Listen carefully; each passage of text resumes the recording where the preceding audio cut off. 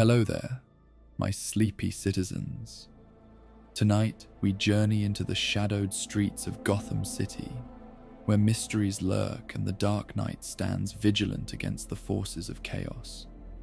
We bring you tales of Batman, uncovering different sides of the man behind the mask. And as our journey through these stories winds down, a calm ambience of Gotham's streets will carry you throughout the night, bringing you to restful sleep without interruptions from any ads. If you enjoy these tales, please be sure to give us a like, subscribe, and let me know in the comments what story you'd like to hear next. But for now, let's get cozy and step into the world of Gotham.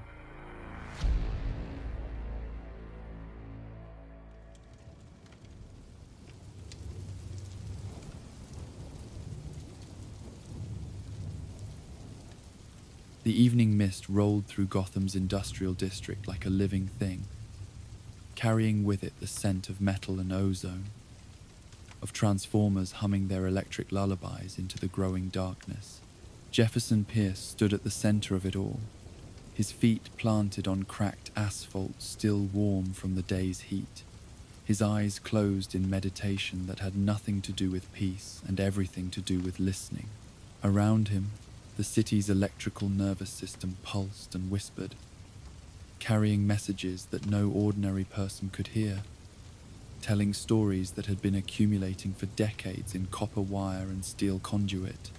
The power substation before him rose like a cathedral of electricity, its transformers arranged in geometric precision, each one humming a slightly different note in the grand symphony of Gotham's power grid. But Jefferson wasn't listening to the mechanical sounds. He was feeling something deeper, something that most people would dismiss as impossible if he tried to explain it. The electricity itself had developed a kind of memory, a consciousness born from years of flowing through the same pathways, carrying not just power, but the emotional resonance of everything it touched. He had discovered it by accident 3 months ago, during a night patrol that had led him to this same district. A transformer had been damaged in a storm, sparking and failing in a pattern that seemed almost deliberate. As he'd reached out with his electrical abilities to stabilize it, something unexpected had happened. Instead of just feeling the flow of current, he'd felt something else entirely. Memories, not his own, but the memories of the building the transformer served, imprinted in the electrical patterns, like grooves in an old record. The sensation had been overwhelming at first. Decades of electrical history had flooded through him in an instant. The steady, comfortable rhythms of families eating dinner by lamplight, the harsh, erratic surges that accompanied moments of violence and fear, the gentle pulses of children's nightlights, fighting back darkness with their small, persistent glow, the chaotic signatures of lies told under fluorescent office lighting, of arguments that sent electrical systems into sympathetic stress patterns. Jefferson had spent weeks learning to interpret these electrical memories, developing what he'd come to think of as a new form of literacy. Each building had its own electrical personality, shaped by the human experiences that had taken place within its walls. Happy homes maintained steady, harmonious power flows. Places touched by trauma showed jagged patterns, electrical scarring that persisted long after the original events had faded from human memory. Tonight, he was investigating something far more disturbing than individual building memories. Over the past month, he'd noticed systematic blackouts occurring throughout the city. But these weren't random power failures. They were targeted, precise, and they all shared one common characteristic. They were erasing specific electrical memories. Someone with considerable resources and technical knowledge was deliberately wiping clean the grid's accumulated consciousness, and they were focusing on locations where unsolved murders had taken place. The transformer Jefferson stood beside hummed with particular intensity, its electrical field carrying traces of memories that dated back 40 years. This substation served a 6-block radius in the old warehouse district, an area that had seen its share of violence over the decades. But as Jefferson extended his consciousness into the electrical flow, he found gaps in the grid's memory, blank spaces where traumatic events should have left permanent impressions. Reading the city's confessions again, Jefferson, the voice belonged to Bruce Wayne, though Jefferson knew better than to use that name when the man approached in full Batman regalia. Jefferson opened his eyes, not surprised by the arrival. He'd felt the electrical disturbance of the Batcave systems coming online an hour ago, a signature he'd learned to recognize across the city's power grid. Someone's been editing those confessions, Jefferson replied, his voice thoughtful. Wiping them clean. The grid remembers everything, Bruce. Every surge of adrenaline during a robbery. Every moment when someone's heart rate spiked in terror. Every instant when the lights flickered because violence was happening nearby. But now, in specific locations, those memories are gone. Batman moved closer, his analytical mind already working through the implications. Show me. Jefferson placed his hand against the transformer's metal housing, feeling the familiar tingle as his consciousness merged with the electrical flow. Each building develops its own electrical personality over time, he explained, his voice taking on the distant quality it always carried when he was reading the grid. A family restaurant maintains warm, steady patterns. A crack house shows chaotic, paranoid surges. A place where someone was murdered carries that trauma in its electrical signature forever. He guided Batman's attention to a warehouse 3 blocks south, its outline barely visible through the industrial haze. That building should be screaming electrically. 3 unsolved murders took place there in the 1980s. But when I read its electrical memory now, I find nothing. Clean current, neutral patterns, as if those murders never happened. Batman's cowl turned toward the warehouse, his detective instincts immediately engaged. How many locations show this pattern? 17 so far, Jefferson said, his hand still pressed against the transformer.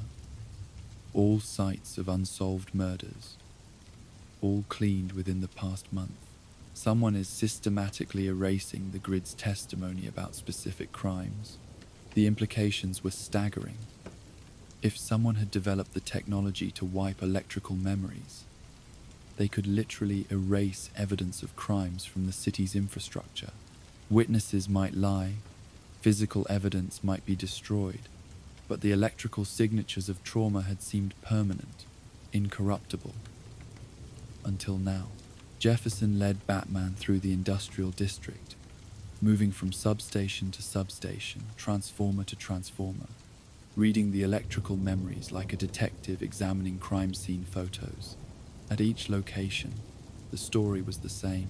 Gaps in the grid's consciousness where traumatic events should have left permanent impressions. Clean, neutral, electrical patterns where there should have been scarred signatures of violence. The technology required for this would be sophisticated, Batman observed as they examined the 4th tampered location. Not just the ability to generate precise electromagnetic pulses, but the knowledge of how electrical memories form and persist. Someone who understands the grid's consciousness as well as you do. Jefferson nodded, his expression troubled. That's what worries me most. This isn't random vandalism or corporate espionage. Someone knows exactly what they're doing and why. They're not just covering up crimes. They're performing surgery on the city's memory itself. They made their way to the oldest power substation in the district, a massive installation that had been serving Gotham since the 1940s. If any location would hold deep electrical memories, it would be here. Jefferson approached the main transformer array, feeling the familiar hum of accumulated decades in the electrical field. But as his consciousness merged with the power flow, he found something unexpected. Instead of the usual chaotic mix of overlapping memories, he encountered something that felt almost like a voice. Not words exactly, but patterns of electrical communication that suggested intelligence, intention, awareness. "The grid is trying to protect itself," Jefferson whispered, his eyes widening with realization. "It's not just storing memories anymore. It's actively preserving them, hiding backup copies in secondary systems." The consciousness he touched was vast and diffuse, spread throughout miles of electrical infrastructure, but it was unmistakably aware. Years of carrying human emotional energy had given birth to something new, an electrical entity that existed in the spaces between generators and transformers, in the flow of current through copper arteries, in the dance of electrons through Gotham's power grid. Batman watched as Jefferson communicated with this electrical consciousness, their exchange taking place through subtle modulations in the transformer's hum, in barely perceptible fluctuations in the nearby streetlights. It was like watching someone speak a language of pure energy, thoughts transmitted through controlled electrical pulses. "It's been fighting back," Jefferson reported, his voice filled with wonder and concern. "When someone tries to wipe its memories, the grid has been creating hidden backups, storing them in unused electrical pathways. But the erasure technology is getting more sophisticated. The grid is losing the battle to preserve its consciousness." The revelation transformed their investigation from a case of evidence tampering into something far more profound. They weren't just tracking a criminal who was covering up old murders. They were witnessing an attack on a form of consciousness that most humans didn't even know existed. Someone was committing murder against the city's electrical soul. Jefferson spent the next several hours teaching Batman to recognize the signs of electrical memory manipulation, the subtle changes in transformer harmonics that indicated recent electromagnetic interference, the telltale gaps in power consumption patterns that suggested missing time periods, the way damaged electrical systems tried to route around missing memories, creating new pathways to maintain the grid's overall consciousness. "Look at this pattern," Jefferson said, pointing to readings on a device he'd cobbled together from electrical meters and sensing equipment. "The blackouts aren't random. They're following specific routes through the grid, targeting memories in a deliberate sequence. Someone is following a map." Batman studied the data, his detective mind immediately recognizing the systematic nature of the erasures. These aren't just random unsolved murders. There's a connection between them, something that makes them worth covering up as a group. They returned to Jefferson's makeshift laboratory, a converted warehouse space where he'd been documenting his discoveries about the grid's electrical consciousness. The walls were covered with maps of Gotham's power infrastructure, marked with colored pins indicating different types of electrical memories. Red pins for violence, blue for happiness, yellow for lies, green for the peaceful rhythms of daily life. But now, scattered throughout the map, were black pins marking locations where memories had been erased. When Batman connected them with string, a pattern emerged. The cleaned locations formed a rough circle around a central point in Gotham's financial district, with additional lines radiating outward like spokes on a wheel. "It's not just about covering up individual crimes," Batman realized. "Someone is erasing a network. These murders were connected, part of something larger. And now someone with the resources to develop memory-wiping technology wants to ensure they can never be linked together." Jefferson nodded grimly. "The grid remembers patterns that human investigators missed. Electrical signatures that connected these murders across years, maybe decades. But if those connections are erased from the city's electrical memory, they become truly undetectable." As dawn approached, they received an unexpected visitor. Francine Tran, a senior electrical engineer with Gotham Power and Light, arrived at Jefferson's laboratory carrying a case full of official-looking documents and wearing the expression of someone who had been wrestling with disturbing discoveries. "Mr. Pierce," she said, setting down her case with obvious relief. "I've been hoping to find you. My colleagues think I'm losing my mind. But I know what I've seen in the power grid data." Francine spread out detailed electrical consumption charts covering the past 6 months. The data showed power usage patterns for the entire city, broken down by district and building.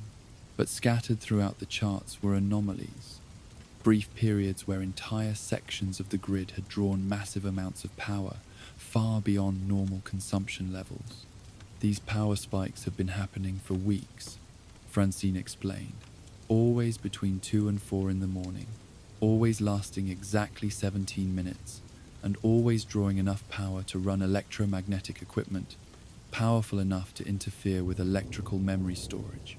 Batman examined the charts with growing understanding. The timing corresponds with the memory erasures Jefferson has been tracking. Someone is using the city's own power grid to fuel the technology that's wiping its memories. Worse than that, Francine continued, the power draw patterns suggest the equipment is mobile. The spikes occur at different locations each night, following routes through the city that correspond exactly with the blackout patterns you've been documenting.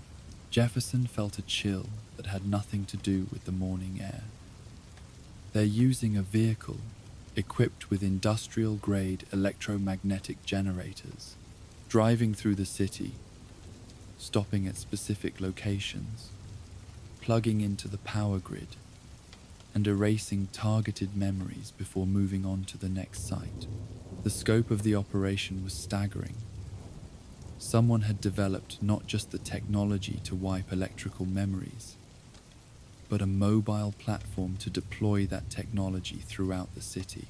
The resources required suggested either a major corporation with advanced research capabilities or a government organization with access to experimental technology. But as Jefferson communed with the grid's consciousness throughout that morning, he discovered something that gave him hope. The electrical entity had been learning, adapting, finding new ways to preserve its memories even as they came under attack. Deep in the power grid's infrastructure, in unused cable runs and forgotten electrical tunnels, backup copies of erased memories were hidden, like seeds waiting for spring. "The grid is smarter than whoever's attacking it," Jefferson reported to Batman. "It's been creating redundant storage systems, distributing its memories across multiple pathways. Even if they erase the primary electrical signature of an event, copies exist in subsidiary systems." That afternoon, they were joined by Tobias Moon, a building superintendent who had worked in the industrial district for 30 years. Tobias was a man who noticed things others missed, who had developed an intuitive understanding of how buildings felt based on their electrical systems. "I've been feeling wrong patterns for weeks," Tobias explained, his weathered hands gesturing toward the district around them. "Buildings that used to hum certain ways now sound different, like they've forgotten something important. Places that felt heavy with old sadness suddenly feel empty, cleaned out." Tobias had unknowingly been documenting the memory erasures from a human perspective, noting how buildings seemed to lose their electrical personalities after the mysterious power spikes. His observations provided crucial confirmation of Jefferson's electrical readings and helped establish a timeline for the memory wiping campaign. "The worst part is the new patterns I'm feeling," Tobias continued. "After they clean out the old memories, the electrical systems don't just go neutral. They develop a hunger, like they're trying to create new traumas to fill the empty spaces. Buildings that have been memory wiped start drawing people toward violence, as if the electrical systems are trying to restore their lost consciousness through fresh trauma." The revelation was disturbing beyond measure. Not only was someone erasing the grid's memories of past crimes, but the process was creating electrical voids that actively encouraged new violence. The cleaned electrical systems weren't returning to neutral states. They were becoming criminogenic, drawing criminal activity to fill their empty memory banks. Batman spent that evening analyzing the financial and technological resources that such an operation would require. The equipment alone would cost millions, the research and development tens of millions more. The list of organizations capable of funding such a project was small. Major defense contractors, intelligence agencies, or criminal organizations with access to advanced technology. Meanwhile, Jefferson worked with the grid's consciousness to map the hidden backup memories, following electrical pathways that had been forgotten by human engineers but remembered by the city's electrical entity. In abandoned subway tunnels, in the basements of demolished buildings whose power connections had never been properly severed, in the spaces between official electrical infrastructure, where current still flowed through improvised connections, the grid had hidden copies of its erased memories. It's like an electrical underground railroad, Jefferson mused as he traced these hidden pathways. The grid has created its own secret network to preserve its consciousness against attack. The backup memories were fragmentary and sometimes corrupted, but they still contained enough information to reconstruct the patterns that someone was trying so desperately to erase. As Jefferson and Batman pieced together these electrical echoes, a disturbing picture emerged. The murdered victims hadn't been random. They had all been connected to a human trafficking operation that had operated in Gotham during the 1980s and 90s. Witnesses who might have testified, journalists who had been investigating, social workers who had gotten too close to the truth. Each murder had left its electrical signature in the grid's memory, and collectively they formed a map of a criminal network that reached into the highest levels of Gotham's power structure. Someone with current connections to that old trafficking operation has gained access to advanced technology, Batman concluded. They're not just covering up old crimes. They're erasing evidence that could expose ongoing criminal activity. But even as they unraveled the mystery, the memory-wiping campaign was accelerating. Each night brought new blackouts, new erasures, new voids in the grid's consciousness. The electrical entity was fighting back with increasing desperation, hiding memories in ever more obscure locations. But it was losing ground against technology, specifically designed to counter its defensive strategies. Jefferson found himself serving as translator between human understanding and electrical consciousness, helping the grid communicate its distress and coordinate its defensive efforts. The experience was exhausting and emotionally overwhelming. He wasn't just investigating a crime. He was witnessing the slow murder of a form of consciousness that most humans couldn't even perceive. We need to find their base of operations, Batman said, as they reviewed the night's intelligence gathering. The mobile units are just the delivery system.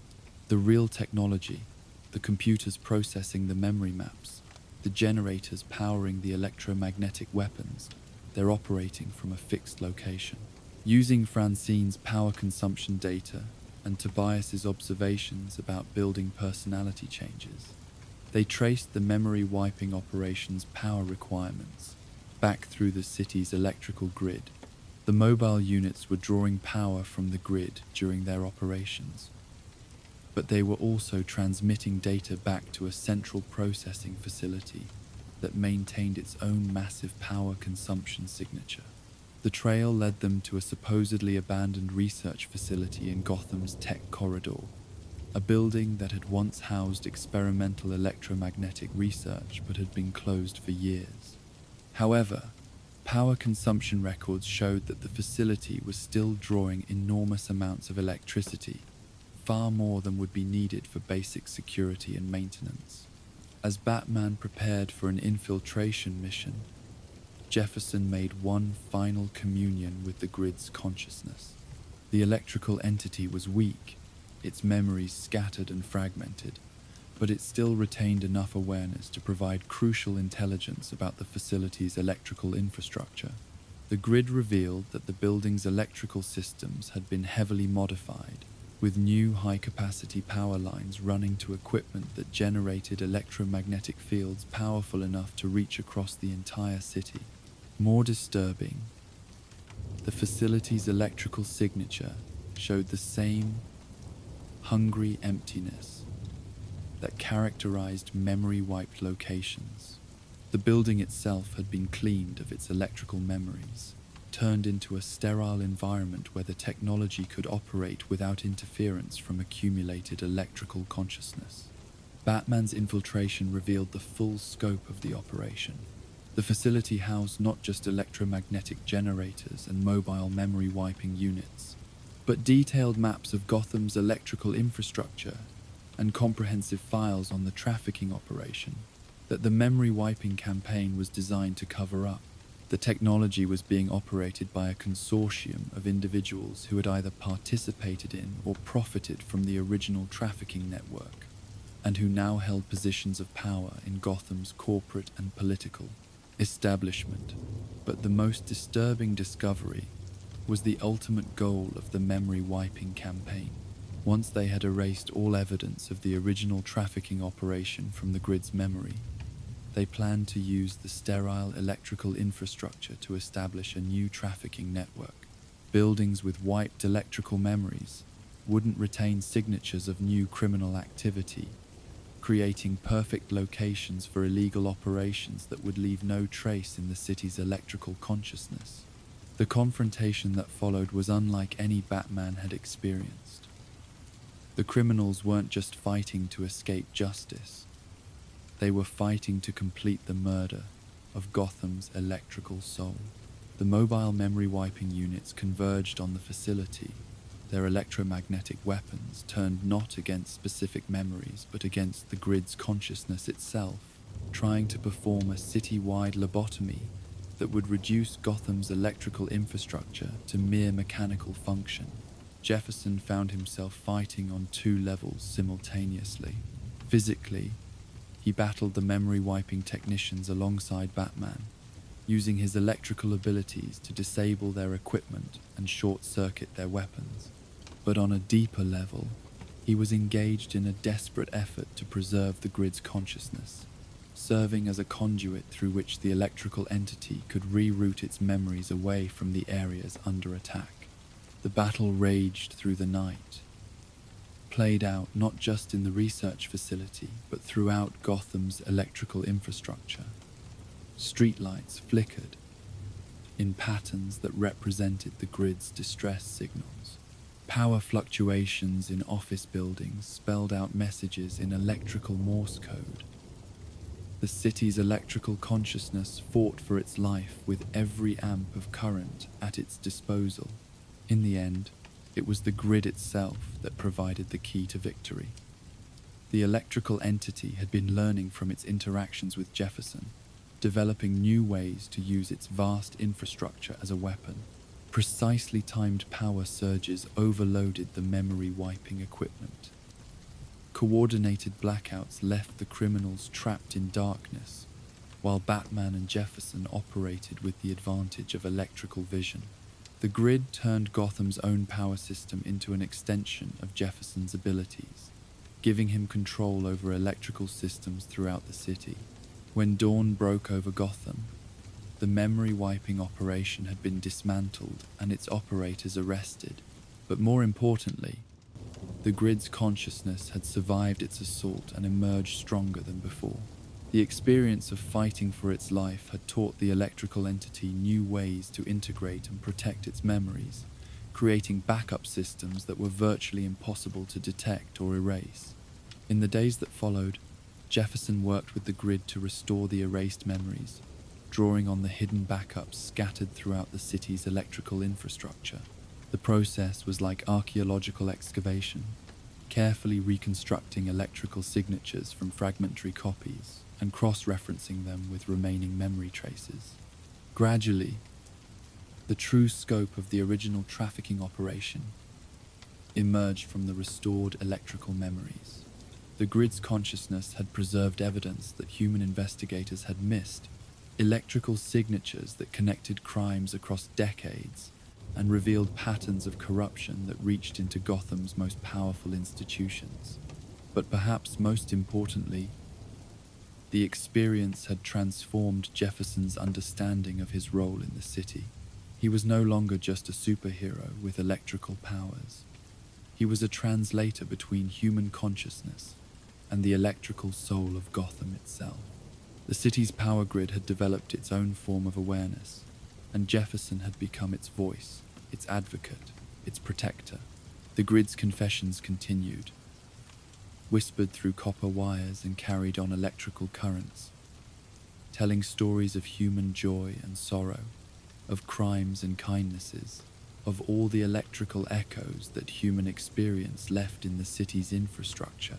And Jefferson Pierce stood ready to listen, to interpret, to ensure that the city's electrical memory remained intact and accessible to those who sought justice. As autumn deepened and the industrial district settled into its nighttime rhythms, Jefferson often returned to the substation where he had first discovered the grid's consciousness.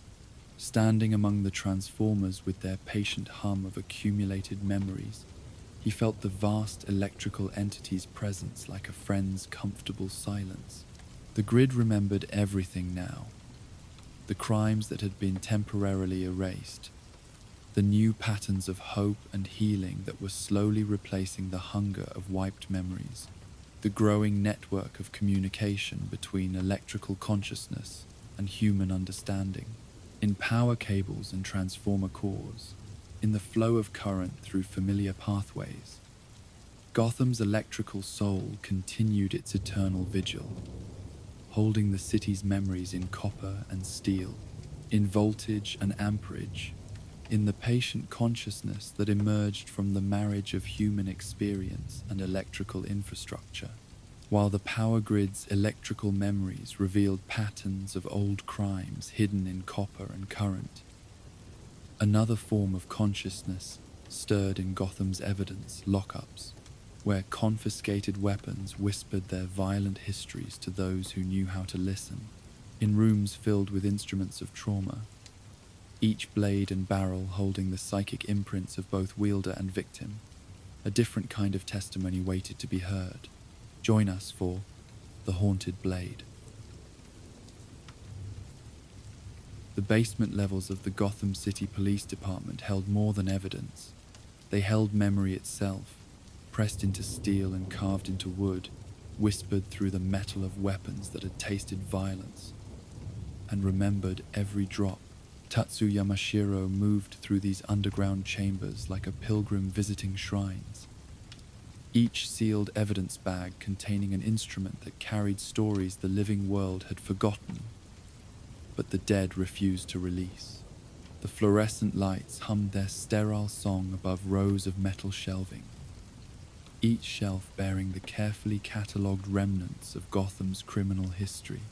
Guns wrapped in plastic, knives sealed in clear containers, improvised weapons tagged and numbered according to protocols designed by people who had never imagined that evidence could speak if someone knew how to listen. To the officers who occasionally ventured down here, these were simply objects, awaiting trial dates or appeals processes. To Tatsu, they were a chorus of the violated dead, each weapon holding the psychic impressions of its final, terrible purpose. She had discovered their voices by accident, months ago, when a routine investigation had led her to examine a katana that had been used in a murder-suicide in Gotham's Little Tokyo district. The moment her fingers had touched the blade, her own sword, Soul Taker, had resonated like a struck bell, and suddenly she had been flooded with the weapon's memories. Not just the final moments of violence, but everything. the forging process where the steel had first learned to hold consciousness, the years of peaceful service as a family heirloom, the gradual corruption as domestic arguments grew more heated, and finally the terrible moment when love had transformed into murderous rage. That first experience had been overwhelming, a rush of psychic information that had left her gasping and shaken.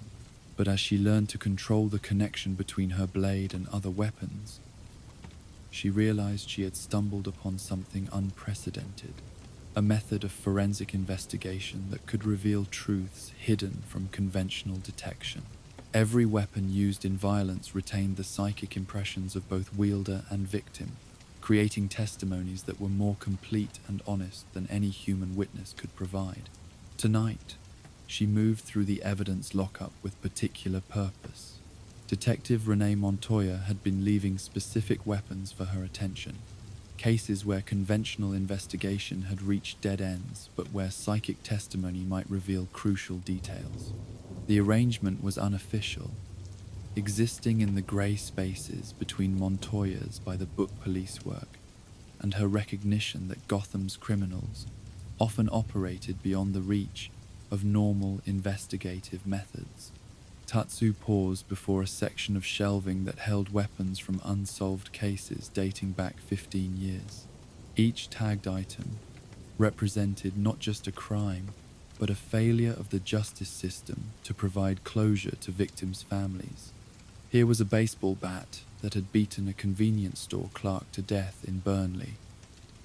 There, a kitchen knife that had ended a family dispute in the East End, with 2 fatalities and no witnesses. Further down, a revolver that had claimed 3 lives in what appeared to be a random shooting, but which Tatsu's previous readings suggested was anything but random. She selected the revolver first, a .38 caliber weapon that police records indicated had been recovered from a storm drain 3 blocks from the shooting scene. The official investigation had concluded that the gunman had panicked and discarded the weapon while fleeing, but 3 months of detective work had failed to identify any suspects or establish motives for the seemingly arbitrary killings. Tatsu removed her katana from its sheath with the reverence such communications demanded. Soultaker's blade caught the harsh fluorescent light and seemed to bend it into something softer, more respectful of the solemnity of what was about to unfold. She held the evidence bag containing the revolver in her left hand and placed her right hand on her sword's hilt, allowing the connection to form gradually. The world shifted around her as the weapon's consciousness merged. Suddenly, she was no longer in the sterile evidence room, but standing on a rain-slicked street corner in the Bowery, experiencing the night of the murders through the revolver's metal memory. She felt the gun's weight in hands that shook with withdrawal symptoms, felt the desperate hunger for drugs that had driven its wielder to robbery. But beneath the addiction and desperation, she sensed something else. Fear of a specific person, terror of consequences for failing to complete an assigned task. The 3 victims hadn't been randomly selected. They had been targeted killings disguised as a robbery gone wrong. The convenience store clerk had been selling information to rival drug dealers. The elderly man walking his dog had witnessed a meeting he shouldn't have seen. The young woman returning from her night shift had been dating someone who owed money to the wrong people. 3 deaths, 3 motives, 1 trigger pulled by an addict who had been used as a disposable weapon by someone smart enough to stay far from the actual violence. Tatsu allowed the vision to continue, following the gun's memory backward from the murders to its acquisition. The weapon had been stolen from a police evidence lockup 2 months before the killings, part of a systematic theft of untraceable weapons that could be used for exactly this type of anonymous violence. The revolver's psychic impressions retained the memory of the lockup it had been stolen from, the hands that had selected it, the voice that had given instructions for its use. As the connection faded and she returned to the present moment, Tatsu carefully documented what she had learned. The information would need to be translated into conventional investigative leads that Detective Montoya could pursue through official channels. Psychic testimony, no matter how accurate, couldn't be presented in court, but it could point human investigators toward evidence that could be legally obtained and prosecuted. She moved to the next weapon, a hunting knife recovered from a domestic violence scene, where the husband claimed his wife had attacked him first, and he had killed her in self-defense. Physical evidence was ambiguous. Both husband and wife had defensive wounds, and the husband's larger size made his claim plausible to some investigators. But the knife's psychic impressions told a different story entirely. Through Soultaker's translation, Tatsu experienced the systematic psychological abuse that had preceded the physical violence. Years of emotional manipulation, financial control, and escalating threats that had never left physical evidence but had prepared the ground for murder. The knife remembered being selected specifically for its intimidation factor, remembered being used to threaten and terrorize long before it was used to kill. The fatal wound had been deliberate and precise, delivered by someone experienced with violence, not the desperate thrust of someone acting in self-defense. More disturbing was what the weapon remembered about afterward, the careful staging of the scene, the practiced performance of grief and shock when police arrived, the calculated responses to investigators' questions. The husband hadn't just committed murder. He had planned it carefully and executed it with the skill of someone who had done such things before. As Tatsu worked through the evidence locker's collection of mysteries, she began to notice patterns that conventional investigations had missed. Weapons that had been used by the same hands in different crimes, sometimes years apart. Patterns of violence that suggested organized, rather than random criminal activity. Most disturbingly, she discovered several weapons that retained no psychic impressions at all, as if their memories had been deliberately erased. The empty weapons were unsettling in a way that even the most traumatic psychic testimonies weren't. Soultaker recoiled from them, like touching something diseased. Where every other weapon held at least fragmentary memories of its creation, ownership, and use, these items were psychically sterile, their metal consciousness scrubbed clean, with a thoroughness that suggested advanced knowledge of how psychic impressions formed and persisted.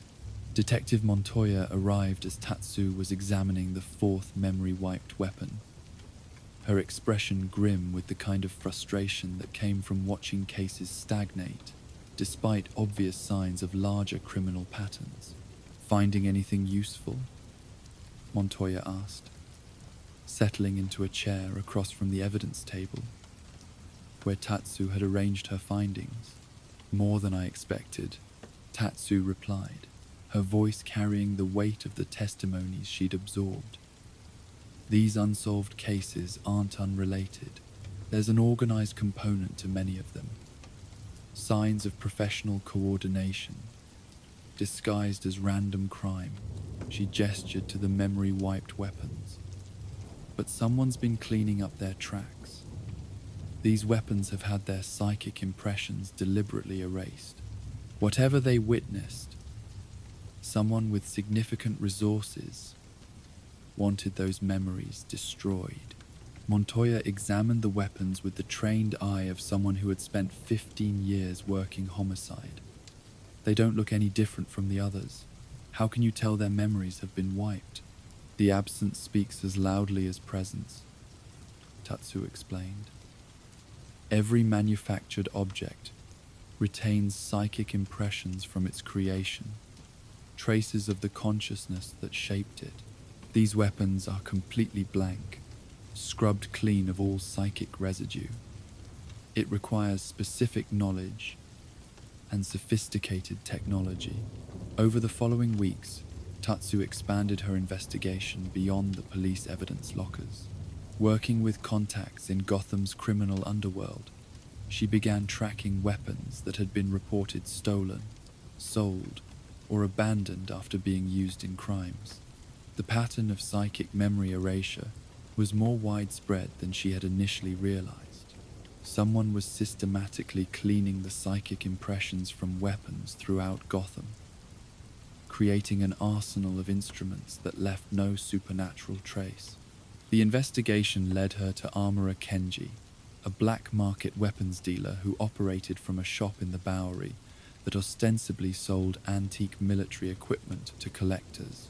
Kenji was a man who had spent 30 years learning to recognize the signs of a weapon's history, the wear patterns that indicated combat use, the modifications that suggested specific purposes, the subtle qualities that separated tools from weapons of war.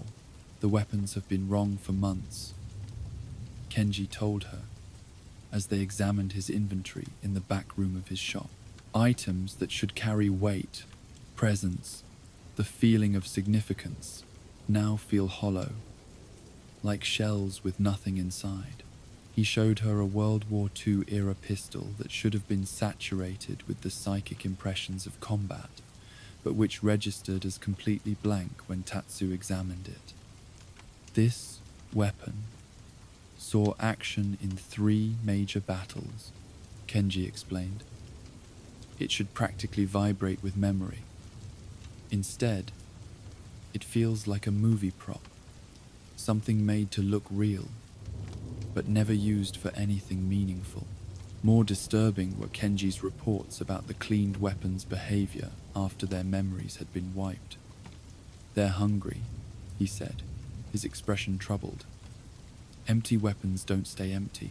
They draw violence to themselves, seeking new traumas to fill the void where their memories used to be.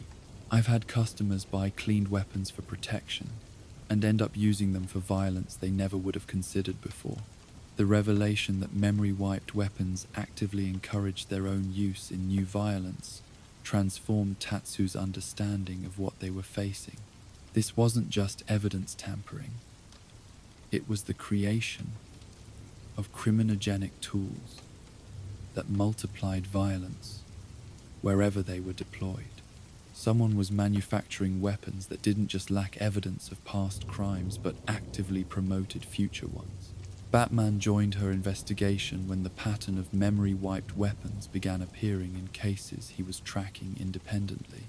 His analytical mind immediately grasped the implications of weapons that could commit violence without leaving psychic traces for investigators like Tatsu to follow. "It's more than just covering up past crimes," he observed as they examined Tatsu's documentation of the cleaned weapons. "Someone is creating perfect tools for future violence. Weapons that won't retain psychic impressions of new crimes, that can be used repeatedly without building up the kind of spiritual evidence you specialize in reading." Together, they began mapping the distribution network for the cleaned weapons. The trail led through multiple layers of criminal organization, from street-level dealers like those who had used them in the evidence locker crimes to sophisticated criminal enterprises that were paying premium prices for psychically sterile instruments. The investigation took them into parts of Gotham's underworld that operated on principles most people never encountered. Criminal organizations that employed practitioners of various spiritual disciplines, not for dramatic supernatural abilities, but for the practical advantages that came from understanding consciousness, memory, and the ways that psychic information could be hidden or revealed. In a warehouse in the industrial district, they discovered a black market operation unlike anything either had encountered before. Weapons of every description were arranged on tables where they underwent processes designed to scrub them clean of psychic impressions. The technology involved was a fusion of advanced electromagnetic equipment and what appeared to be ritual practices drawn from multiple spiritual traditions. The process was being overseen by Dr. Miranda Cross, a former psychiatrist who had lost her medical license for experiments involving the psychic treatment of trauma victims. Her research had explored the ways that traumatic memories could be stored not just in human consciousness, but in objects associated with traumatic events. What had begun as legitimate research into treating PTSD had evolved into techniques for manipulating the psychic impressions stored in physical objects. Memory isn't just a function of living consciousness. Dr. Cross explained as Batman and Tatsu confronted her in the warehouse. Objects absorb and retain psychic impressions, especially during emotionally intense events. Traditional therapy tries to help people process traumatic memories. I learned to transfer those memories into objects and then erase them entirely. Her equipment combined electromagnetic field generators with ritual circles drawn according to principles from various magical traditions. The process could indeed erase psychic impressions from objects, but the side effects were exactly what Kenji had described. Weapons that had been psychically clean didn't remain neutral. They developed a hunger for new experiences to fill the void where memories had been removed. The empty weapons seek completion. Dr. Cross continued, her scientific detachment chilling in its implications. They draw their wielders toward violence, seeking to restore their spiritual weight through fresh trauma. It makes them perfect tools for criminal organizations that understand how to channel that hunger towards specific targets. The warehouse contained hundreds of weapons in various stages of the cleaning process, from items still saturated with their original psychic impressions to others that had been completely emptied and were ready for distribution. But most disturbing was a separate section where the extracted psychic memories were being stored. Dr. Cross had developed techniques not just for erasing memories from weapons, but for preserving those memories in crystalline storage media. Shelves lined with quartz formations held the captured psychic impressions of thousands of violent acts, organized according to type and intensity of trauma. The extracted memories were being sold to collectors who wanted to experience violence without participating in it directly, creating a market for psychic snuff films stored in mineral form. Every weapon tells a story, Dr. Cross said, gesturing to the memory storage facility. Rather than let those stories remain trapped in metal, I liberate them. The weapons become clean tools ready for new purposes, and the memories find appreciation among those who can properly value intense human experience. Batman's analysis of the facility's records revealed the scope of the operation. Cleaned weapons were being distributed throughout Gotham's criminal underground, sold to organizations that understood the advantages of using tools that wouldn't retain psychic evidence of their crimes. The extracted memories were being sold internationally to collectors of exotic experiences, creating a global market for stored trauma. But the most disturbing discovery was the ultimate purpose behind the memory cleaning operation. Dr. Cross wasn't just running a commercial enterprise. She was conducting research into the creation of weapons that would be spiritually perfect for committing violence. By studying the psychic patterns that made some weapons more effective than others, she was developing techniques for creating tools specifically designed to channel and amplify violent impulses. The confrontation that followed took place on multiple levels simultaneously. Physically, Batman and Tatsu battled Dr. Cross's security team while trying to shut down the memory extraction equipment. But spiritually, Tatsu found herself engaged in a more complex struggle, using Soul Taker to communicate with the trapped psychic impressions stored throughout the facility. The extracted memories weren't passive recordings, but retained fragments of consciousness from the original victims and perpetrators of violence. They were trapped in the crystalline storage media, experiencing their traumatic moments repeatedly, without the possibility of healing or resolution. Tatsu's sword served as a conduit through which these imprisoned fragments could finally find peace. As she connected with each memory crystal, Soul Taker translated the trapped experiences not as entertainment for collectors, but as testimony seeking justice. The extracted memories revealed crimes that had never been solved, victims whose deaths had never been properly investigated, patterns of violence that conventional law enforcement had never recognized. Working together, Batman and Tatsu systematically freed the trapped memories while shutting down the equipment that had imprisoned them.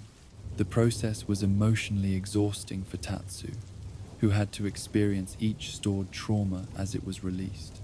But it was also profoundly healing for the consciousness fragments that were finally allowed to find resolution. Dr. Cross's arrest revealed connections to criminal organizations throughout Gotham and beyond, networks that had been using cleaned weapons to commit violence. Without leaving psychic traces for supernatural investigators to follow, the memory extraction technology was dismantled. But the investigation revealed that similar operations existed in other cities, part of a growing underground industry based on the manipulation of psychic evidence. In the weeks following the warehouse raid, Tatsu worked with police departments throughout the region to identify weapons that had been psychically cleaned and to establish protocols for detecting such tampering in future investigations.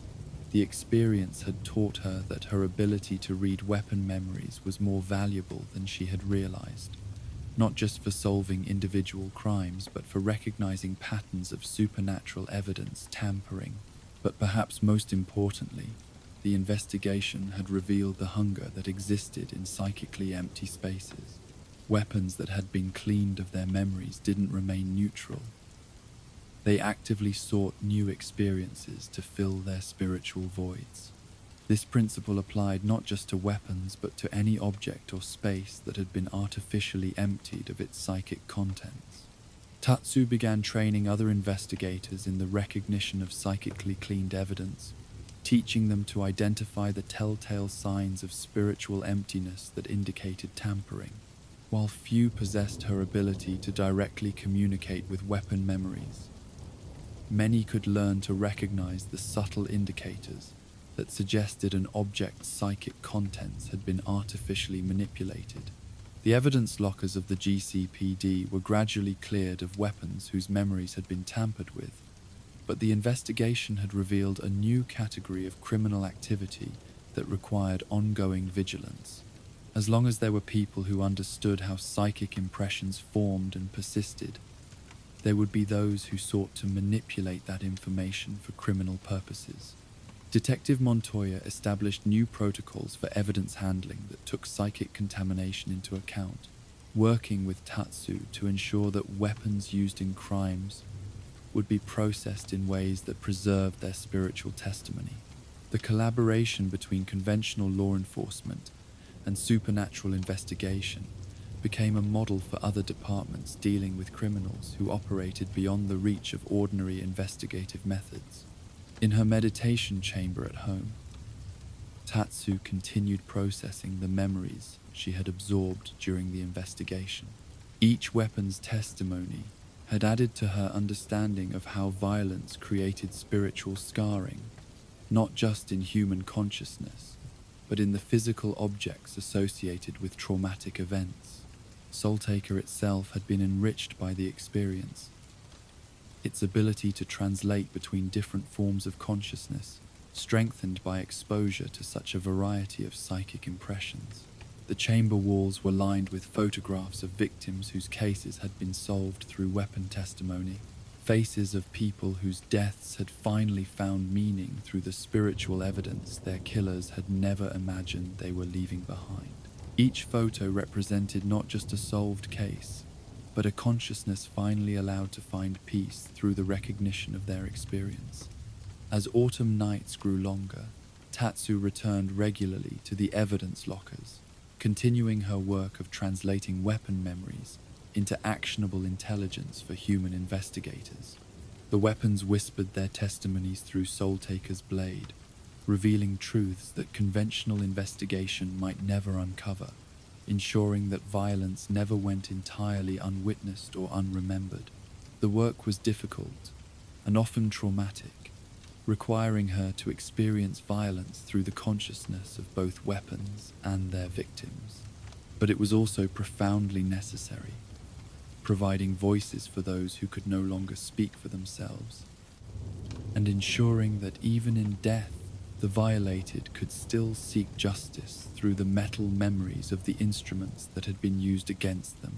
Each weapon in the evidence lockers held its own story, its own testimony about human nature's capacity for both cruelty and redemption. Through Soultaker's translation, these stories found new life, becoming tools for justice rather than mere reminders of violence. In the marriage of steel and spirit, in the communication between human consciousness and metal memory, the dead continued to speak until their killers were found and their suffering acknowledged by a world that had finally learned to listen. While weapons whispered their violent histories through metal memories, another consciousness stirred in Gotham's very foundations, where ancient water systems carried their own forms of remembrance. In pipes and fountains throughout the city, molecular signatures of human emotion had been accumulating for generations, creating chemical memories that revealed the deepest truths about those who had lived, loved, and died above. Join us for Chemical Dreams. The pre-dawn hours in Gotham carried a particular stillness, when the city's frantic pulse slowed to something resembling peace, and the ancient water systems beneath the streets whispered their chemical secrets to those who knew how to listen. Rex Mason flowed through these subterranean arteries like liquid consciousness, his metamorphic form adapting to the mineral content of each pipe, the pH levels of each reservoir, the molecular signatures that transformed simple water into something far more complex, a chemical library of human experience. His journey began in the old aqueduct system that had served Gotham since the 1800s, stone channels that had carried mountain spring water to the growing city through decades of expansion and evolution. But what fascinated Rex wasn't the engineering marvel of the infrastructure. It was what the water had become during its century and a half of service to human need. Every tear that had fallen into sink drains, every drop of blood washed from wounds, every trace of perspiration from fear or joy or rage had left its chemical signature in the city's water table, creating what he had come to think of as emotional sediment.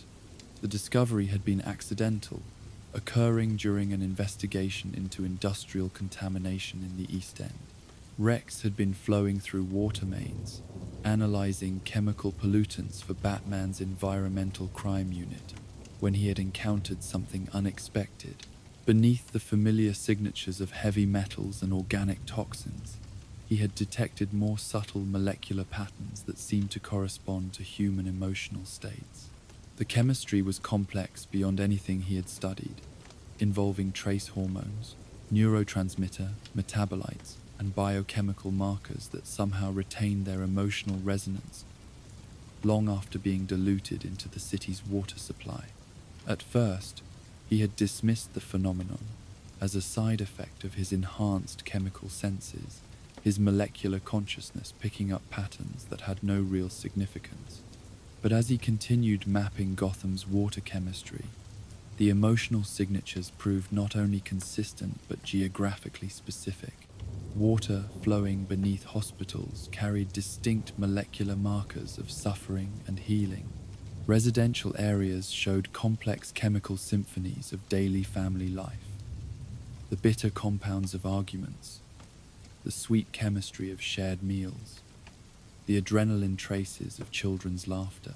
The most concentrated emotional sediment accumulated in places where water moved slowly or pooled for extended periods. Ancient fountains that had served the city for generations showed chemical layering like geological strata, with each decade's emotional deposits creating distinct molecular bands. Wells that had been sealed decades ago, but still connected to the broader water table, held chemical time capsules, preserving the molecular memories of communities that no longer existed above ground.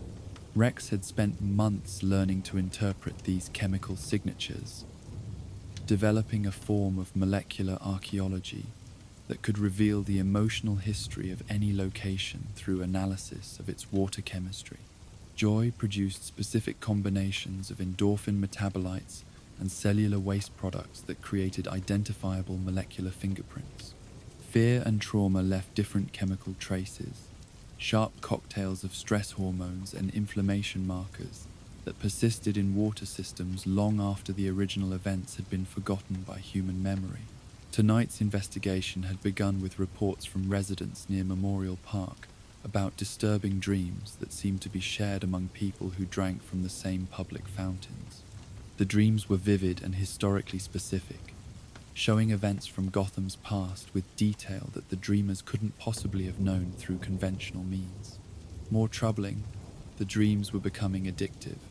People reported returning to the same fountains night after night, seeking more intense visions of past experiences that felt more real than their own lives. Rex approached the first affected fountain as the city's water pressure reached its nightly low point, allowing him to flow through the system with minimal disruption to normal service.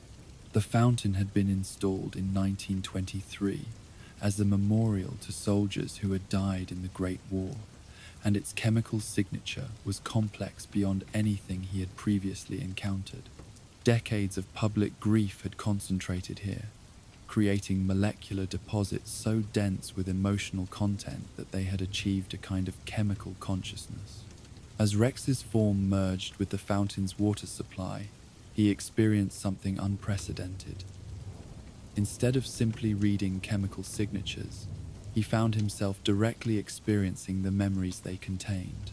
He was simultaneously a mother weeping for her lost son in 1924, a veteran drinking deeply after returning from European battlefields, and a child playing in the fountain spray during the summer of 1957. The emotional experiences were chemically preserved with perfect fidelity, as if the water itself had become a storage medium for human consciousness. The sensation was overwhelming and intoxicating. Rex understood immediately why people were becoming addicted to these water memories. The chemical experiences were more intense and emotionally satisfying than ordinary life, offering direct access to the full spectrum of human feeling, without the risks and complications of actually living through such experiences. But as he analyzed the molecular structure of the memory-laden water, he discovered something disturbing. The emotional sediment was being artificially concentrated. Someone had been introducing chemical agents into the fountain that enhanced the natural accumulation of emotional residue, creating deposits so concentrated that drinking the water produced powerful psychoactive effects. The process required sophisticated understanding of neurochemistry and access to rare compounds that could amplify the retention of biochemical memory traces. More troubling, the concentration process was destabilizing the natural balance of emotional sediment throughout the connected water system. Rex traced the chemical enhancement back through the fountain's water supply, following molecular trails that led deeper into Gotham's underground water infrastructure. The tampering wasn't limited to a single fountain. Someone had been systematically treating water supplies throughout the city, concentrating emotional sediment at specific locations while draining it from others. The process was creating intense chemical experiences for those who knew where to find them, while leaving other areas emotionally sterile. As he flowed through the affected water systems, Rex began to understand the full scope of the operation. Dozens of fountains and water sources throughout Gotham had been turned into emotional laboratories, each one concentrating different types of chemical memories. A fountain near the old courthouse held the molecular traces of decades of legal proceedings, creating water that induced dreams of justice and injustice with courtroom precision. Another near the cathedral concentrated the chemistry of spiritual experience, producing visions of faith and despair that felt like direct communion with the divine. But the most disturbing concentration sites were hidden in abandoned areas of the city, places where water pooled in forgotten cisterns and sealed wells. These locations held chemical memories that were too intense and traumatic for public consumption. The molecular traces of murders, the biochemical signatures of systematic abuse, the concentrated emotional sediment of Gotham's darkest moments. The water in these hidden reservoirs was so saturated with traumatic chemistry that even brief exposure produced overwhelming psychological effects. Batman joined the investigation when Rex reported his findings, bringing his analytical skills to bear on the patterns of chemical manipulation Rex had discovered. The systematic nature of the emotional sediment concentration suggested a commercial operation, someone with significant resources who was harvesting chemical memories for profit. The enhanced emotional sediment isn't just creating addictive experiences, Rex explained as they examined water samples from affected fountains. It's disrupting the natural chemical balance of the entire water table. Emotions that should be evenly distributed throughout the system are being artificially concentrated, creating voids in some areas and dangerous accumulations in others. Batman's investigation revealed a network of buyers for the concentrated emotional experiences, collectors and thrill seekers willing to pay premium prices for chemically pure emotional states. The market operated through exclusive clubs where members could purchase access to specific types of memory water. The concentrated joy of wedding celebrations, the purified sorrow of funeral gatherings, the distilled fear of crime victims, the refined rage of violent confrontations. The demand for these chemical experiences was driving the systematic harvesting of emotional sediment from throughout Gotham's water supply.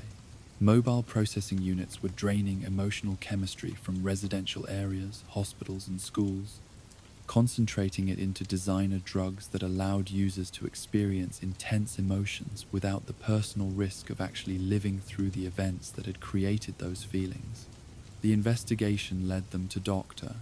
Una Park, a biochemist who had been researching the connection between water chemistry and human psychology. Her legitimate work involved studying how trace chemicals in drinking water affected mood and behavior, but she had discovered that emotional experiences left much more complex chemical signatures than anyone had previously realized. Water is the ultimate solvent, Dr. Park explained as Batman and Rex examined her laboratory. It doesn't just dissolve mineral compounds. It retains molecular traces of every biological process it encounters. When humans experience intense emotions, their bodies produce complex cocktails of hormones, neurotransmitters, and cellular waste products. These chemicals enter the water supply through normal biological processes and remain molecularly active for far longer than we ever imagined. Her research had identified methods for concentrating and preserving these emotional chemicals, creating what were essentially distilled experiences that could be consumed like any other psychoactive substance. The process involved filtering water through specialized membranes that separated emotional chemistry from ordinary water, then concentrating the molecular memories using techniques adapted from pharmaceutical manufacturing. The concentrated emotions are chemically identical to the original experiences, Dr. Park continued. Someone drinking concentrated joy chemistry experiences actual joy, complete with the appropriate neurological and physiological responses. It's not a simulation or approximation. It's the preserved essence of genuine human emotion, separated from its original context. But the harvesting process was having devastating effects on the areas being drained of their emotional sediment. Neighborhoods where emotional chemistry had been systematically extracted were reporting increased rates of depression, anxiety, and emotional numbness. The water that people used for drinking, cooking, and bathing had been stripped of the trace chemicals that provided subtle but important emotional support. Rex discovered that the natural emotional sediment in Gotham's water supply served important psychological functions for the city's residents. The trace chemicals provided a kind of emotional baseline, a chemical connection to the broader human community that helped individuals feel part of something larger than themselves. Areas where this emotional chemistry had been harvested showed dramatic increases in isolation, despair, and antisocial behavior. The water table isn't just infrastructure, Rex realized as he analyzed the psychological effects of emotional drainage. It's a chemical nervous system that connects the entire city's population through shared molecular experience. When you drain that chemistry for commercial use, you're severing people's chemical connection to their community. The investigation took them deeper into Gotham's underground water systems, following processing equipment that was mobile enough to avoid detection, but sophisticated enough to separate complex emotional chemistry from ordinary water. The operation required significant technical expertise and substantial financial backing, suggesting the involvement of major pharmaceutical or chemical companies. In the abandoned subway tunnels beneath the financial district, they discovered the main processing facility, a complex laboratory where water from throughout the city was chemically analyzed, separated, and concentrated into specific emotional products. The facility housed thousands of containers holding concentrated chemical memories, organized by emotion type, intensity level, and source location. The operation was overseen by Marcus Webb, a former pharmaceutical executive who had recognized the commercial potential of concentrated emotional chemistry. His organization was systematically harvesting emotional sediment from water supplies in major cities, creating a global market for chemically pure emotional experiences. Traditional recreational drugs create artificial chemical states that approximate natural emotions, Webb explained as Batman and Rex confronted him in the processing facility. We're offering something far superior. The actual molecular signatures of genuine human experiences, concentrated and purified for maximum effect. Our customers aren't getting high. They're experiencing authentic emotions with perfect chemical fidelity. The facility contained detailed maps showing the emotional chemistry profiles of water sources throughout Gotham and several other cities.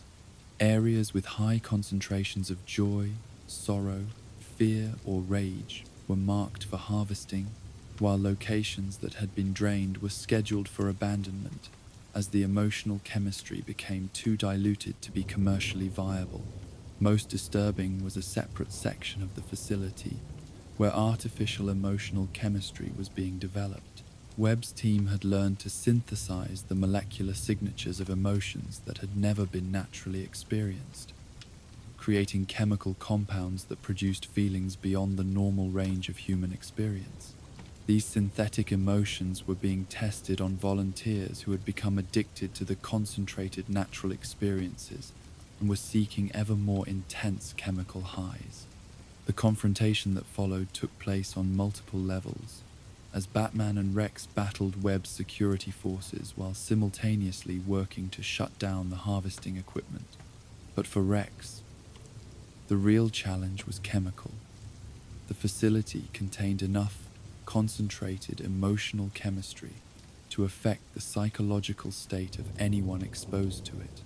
As containers of concentrated fear, rage, and despair were damaged in the fighting, the laboratory filled with molecular clouds of intense negative emotions that threatened to overwhelm even those trying to stop the operation. Rex found himself serving as a chemical filter, using his metamorphic abilities to absorb and neutralize the dangerous emotional compounds before they could affect Batman or the facility's workers. The process was exhausting and psychologically traumatic, requiring him to experience and process the full intensity of concentrated negative emotions while maintaining enough mental clarity to continue the fight. As the processing equipment was destroyed, and the harvesting operation dismantled, Rex worked with Dr. Park to develop methods for returning the concentrated emotional chemistry to Gotham's water supply.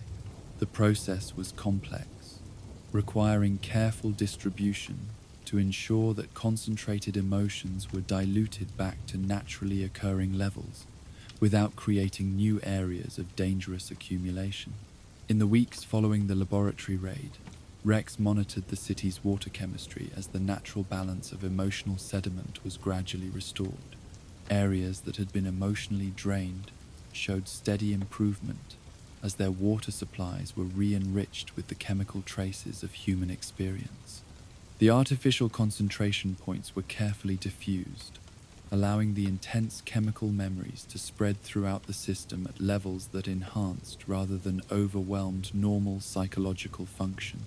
The investigation had revealed the existence of a natural chemical communication system that connected Gotham's residents through their shared water supply.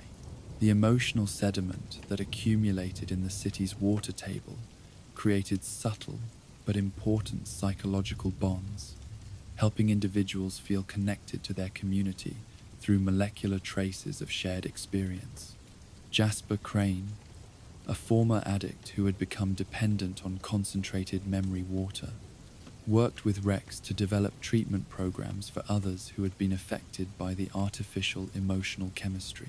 The withdrawal process was complex, requiring gradual reduction in chemical intensity while rebuilding natural emotional responses that had been overwhelmed by artificially concentrated experiences. The real emotions were always there, Jasper explained as he recovered from his addiction to concentrated chemistry.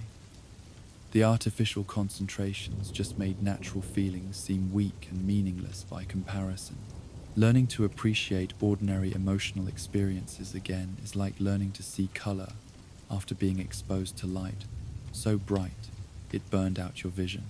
Rex established monitoring systems throughout Gotham's water infrastructure to detect future attempts at large-scale emotional chemistry manipulation. The natural accumulation of emotional sediment was a delicate process that could be easily disrupted by artificial intervention, and protecting the city's chemical nervous system required ongoing vigilance. Dr. Park redirected her research toward understanding how natural emotional chemistry supported community mental health, working with city planners to design water systems that would enhance rather than disrupt the accumulation of beneficial emotional sediment.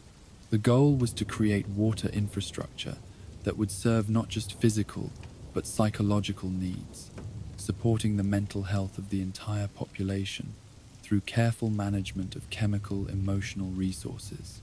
As autumn deepened and Gotham's water systems returned to their natural rhythms, Rex continued his molecular archaeology, mapping the city's chemical memories and protecting the emotional sediment that connected its residents through shared molecular experience.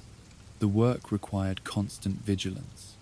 The chemical signatures of human emotion were subtle and easily disrupted, but they formed the foundation of psychological community that most people never realized existed. In the depths of the city's water systems, among pipes and reservoirs that had carried the molecular traces of human experience for generations, Rex maintained his watch over Gotham's chemical consciousness. The emotional sediment continued to accumulate and circulate, carrying the joy and sorrow of millions of lives through copper arteries and stone chambers, creating a chemical symphony of human experience that flowed beneath the streets like the city's liquid soul. Each fountain, each well, each reservoir held its own chemical memories, its own contribution to the vast molecular library that preserved Gotham's emotional history in water and stone. Through careful monitoring and protection of these chemical treasures, Rex ensured that future generations would inherit not just a functional water supply, but a liquid connection to all those who had lived and felt and dreamed in the city above.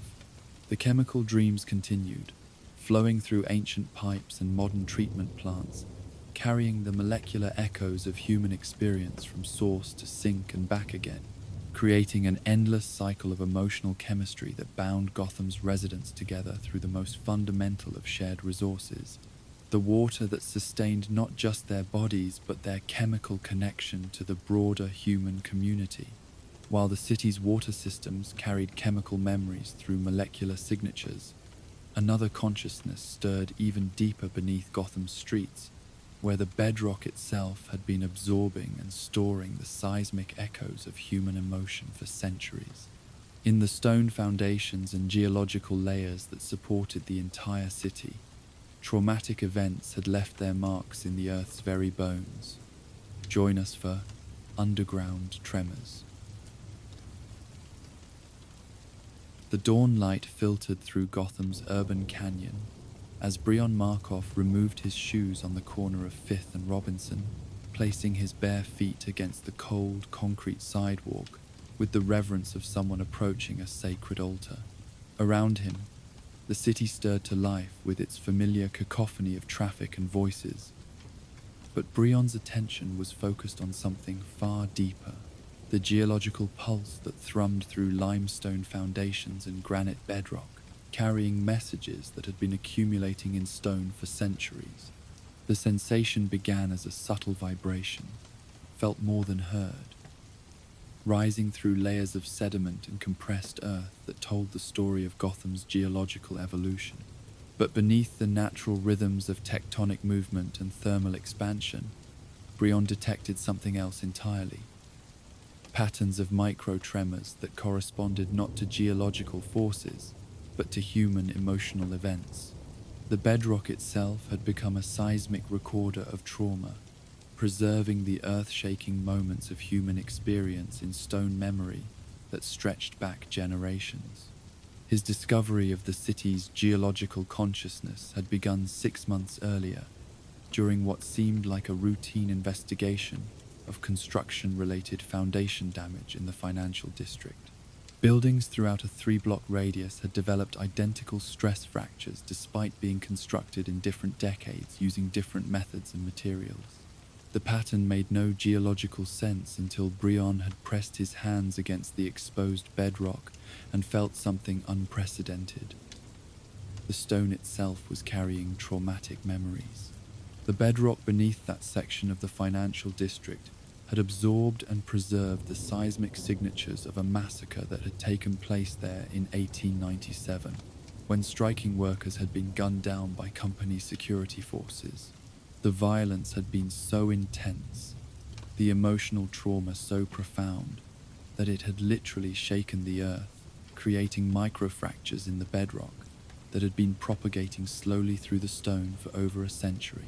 The recent building damage was the result of those ancient trauma fractures finally reaching the surface.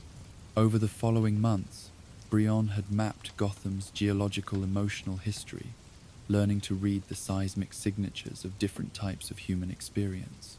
Murders left sharp, sudden spikes in the stone record, brief but intense disruptions that created permanent stress points in the bedrock.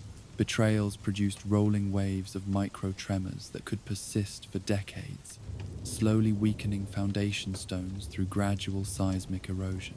Mass traumas like fires, building collapses, or crowd disasters generated harmonic tremors that resonated through multiple geological layers, creating complex interference patterns that affected structural stability across wide areas.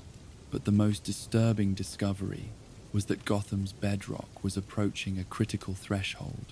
Centuries of accumulated seismic trauma had created a network of stress fractures throughout the city's geological foundation, invisible fault lines that followed patterns of human suffering rather than natural geological forces. The stone memory of violence was literally undermining the city's structural integrity, creating the potential for catastrophic collapse triggered not by natural earthquake, but by the bedrock's need to finally release its stored trauma. This morning's investigation had been prompted by Batman's report of impossible earthquakes, highly localized tremors, that affected single buildings with no detectable geological cause. The tremors followed no known fault lines and showed seismic signatures unlike any natural earthquake. More troubling, they seemed to be targeting specific buildings based on their traumatic histories rather than their geological vulnerabilities. Brion moved through the affected area with careful deliberation, reading the stone's memory at each location. The first building to experience unexplained tremors was a converted apartment complex that had once housed a textile factory. As his consciousness merged with the bedrock beneath the structure, he experienced the building's seismic history, the steady industrial vibrations of decades of manufacturing, punctuated by the sharp seismic spike of a factory fire that had killed 18 workers in 1934. But the recent tremor wasn't a natural release of stored geological stress. Someone had artificially triggered the replay of the factory fire's seismic signature, using devices that could generate precise vibration patterns to recreate the exact micro-tremor sequence that had been recorded in the bedrock during the original tragedy. The process was like playing a seismic recording through the stone itself, forcing the bedrock to relive its traumatic memories with renewed intensity. The second affected building showed the same pattern: artificial reactivation of historical seismic trauma. A residential tower built on the site of a former orphanage was experiencing tremors that matched the geological signature of systematic abuse that had taken place there in the 1950s. The bedrock remembered the repeated impacts of violence against children, the seismic patterns of small bodies hitting floors and walls, the micro-tremors generated by systematic cruelty. Someone had developed technology to replay these geological memories, forcing the stone to experience its traumatic history again and again. Batman joined Brion's investigation as reports of impossible earthquakes spread throughout the city. His analytical mind immediately grasped the implications of technology that could weaponize geological trauma, turning the city's foundation stones against its current inhabitants. The tremors aren't random, Batman observed as they examined seismic data from the affected buildings. Someone is systematically targeting locations based on their traumatic histories, using the bedrock's stored memories as weapons against current occupants. Brion nodded, his connection to the stone revealing patterns that conventional seismic monitoring couldn't detect. The bedrock has been absorbing traumatic energy for centuries, creating a network of geological stress points throughout the city. Someone with detailed knowledge of that network could trigger catastrophic structural failures by replaying specific historical traumas. The investigation led them to Professor Louis Reeves, a seismologist at Gotham University, whose research into urban earthquake patterns had revealed anomalies that conventional geology couldn't explain. His data showed micro-tremor patterns throughout Gotham that corresponded not to natural geological activity, but to documented historical events involving mass violence or trauma. The correlation was too consistent to ignore, Professor Reeves explained as he showed them his accumulated research. Every major traumatic event in Gotham's history left a distinctive seismic signature in the bedrock. The stone doesn't just support the city, it records its emotional history in geological terms. His work had identified what he called trauma fault lines, networks of microfractures in the bedrock that followed patterns of human suffering rather than natural geological stress. These trauma faults created vulnerabilities that could be exploited by anyone who understood how to trigger the replay of historical seismic events. The recent tremors match historical signatures exactly, Professor Reeves continued, showing them comparative seismic readings.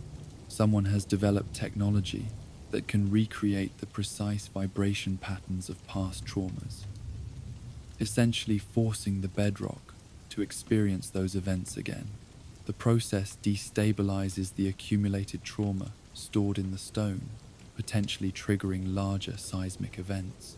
As they studied the professor's data, Brion felt something that made his connection to the bedrock suddenly tense with alarm. Deep beneath Gotham, far below the mapped trauma networks, something massive was shifting. The accumulated seismic trauma of centuries was beginning to resonate in harmonic patterns, as if the city's geological foundation was preparing for a catastrophic release of all its stored emotional energy. "There's something happening in the deep bedrock," Brion reported, his voice strained with the effort of maintaining connection to such profound geological depths. All the individual trauma signatures are beginning to synchronize, creating harmonic resonance patterns. If the process continues, the entire foundation could fail simultaneously. The implications were staggering. Gotham wasn't just facing targeted building collapses. The city's entire geological foundation was approaching critical resonance. The artificial replay of surface traumas was triggering sympathetic responses in deeper geological layers, creating a cascade effect that could result in citywide seismic catastrophe. Their investigation into the source of the geological weapons led them to Kala Hassan, an architect whose innovative building designs incorporated techniques for dissipating traumatic resonance in foundation stones. Her work was based on understanding how buildings could be designed to process and release geological trauma gradually, rather than allowing it to accumulate to dangerous levels. Traditional architecture ignores the emotional relationship between buildings and their foundations, Carla explained as they examined her architectural plans. "We treat bedrock as inert support material, but it's actually an active participant in the building's emotional ecosystem. Structures built on traumatized stone inherit that trauma unless they're specifically designed to heal rather than perpetuate geological wounds."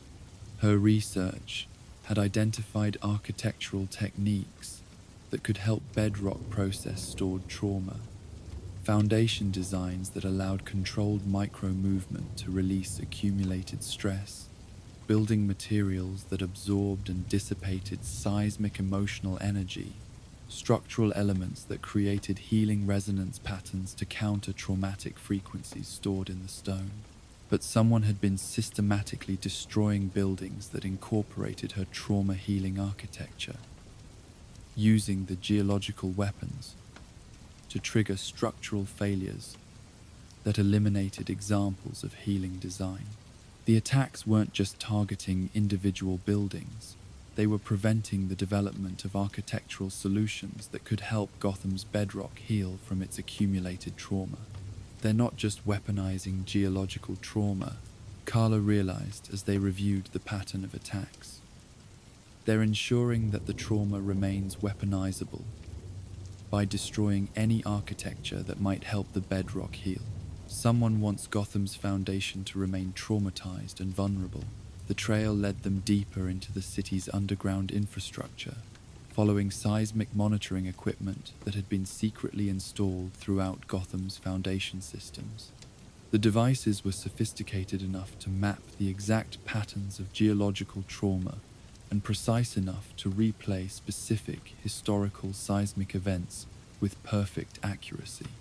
In the abandoned subway tunnels beneath the financial district, they discovered a facility that took their understanding of the threat to a new level. Banks of computers were processing centuries of seismic data, mapping every trauma signature stored in Gotham's bedrock and calculating optimal trigger sequences for maximum geological destabilization. The facility housed industrial-grade vibration generators, capable of reproducing any historical seismic event, with enough power to affect entire city blocks. The operation was overseen by Dr. Helena Croft, a former military engineer who had developed seismic weapons for battlefield use before adapting the technology for urban applications. Her understanding of geological trauma had been gained through years of studying how explosive weapons affected foundation stability in war zones, knowledge she had adapted to exploit the emotional vulnerabilities stored in city bedrock. Every city carries the geological scars of its traumatic history, Doctor. Croft explained as Batman and Brion confronted her in the underground facility. Traditional weapons create new trauma, but geological weapons exploit existing wounds. Gotham's bedrock has been accumulating traumatic energy for centuries. We're simply providing the catalyst for its release. The facility contained detailed maps of trauma fault lines throughout not just Gotham but dozens of major cities, each mapped according to its geological emotional vulnerabilities. The technology could trigger localized building collapses, neighborhood-wide foundation failures, or citywide seismic catastrophes, depending on which historical traumas were artificially replayed and in what sequence. Most disturbing was Dr. Croft's ultimate plan, to trigger a harmonic resonance cascade that would force Gotham's entire geological foundation to simultaneously release centuries of accumulated trauma. The resulting seismic event would be unlike any natural earthquake, following patterns of human suffering, rather than geological stress, potentially destroying the city through the concentrated release of its own emotional history. The bedrock wants to purge itself. Dr. Croft continued, her voice carrying the conviction of someone who believed she was serving a natural process. We're simply providing the technological assistance for what the stone itself has been preparing to do for generations. The geological trauma has reached critical mass. The release is inevitable. We're just controlling when and how it happens. The confrontation that followed took place on multiple levels simultaneously. Batman battled Dr. Croft's security forces while working to shut down the seismic weapons, but Brion found himself engaged in an even more challenging struggle, communicating with Gotham's geological consciousness itself, trying to help the bedrock process its accumulated trauma in ways that wouldn't destroy the city above.